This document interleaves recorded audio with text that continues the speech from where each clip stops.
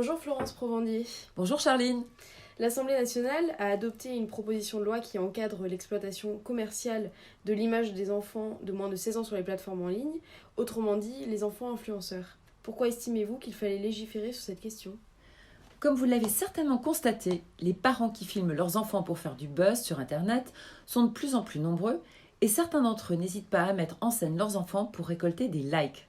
Tandis que les chaînes YouTube qui ont de nombreux abonnés génèrent des revenus, les enfants n'en sont pas bénéficiaires.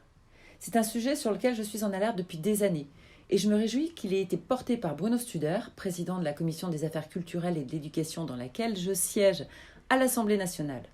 À son initiative, nous avons voté à l'unanimité cette proposition de loi qui est une première mondiale. Mais concrètement, qu'est-ce qui va changer pour les enfants influenceurs ? Déjà, ils bénéficieront de mesures comparables à celles qui protègent les enfants du spectacle. Cela veut dire qu'à partir de maintenant, une autorisation administrative sera nécessaire de telle sorte à encadrer les conditions de tournage, de diffusion et de rémunération des enfants.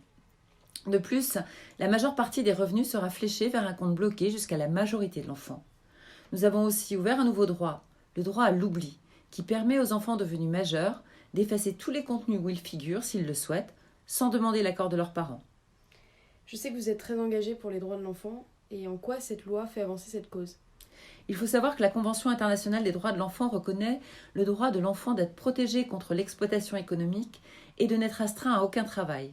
Dans les faits, le travail des enfants est strictement interdit. Là-dessus, je vous apprends rien. À l'heure du numérique, cette loi est une véritable avancée et comble un vide juridique. Un autre petit pas pour les droits de l'enfant.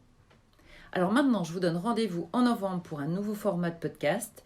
Et d'ici là, prenez soin de vous. Merci.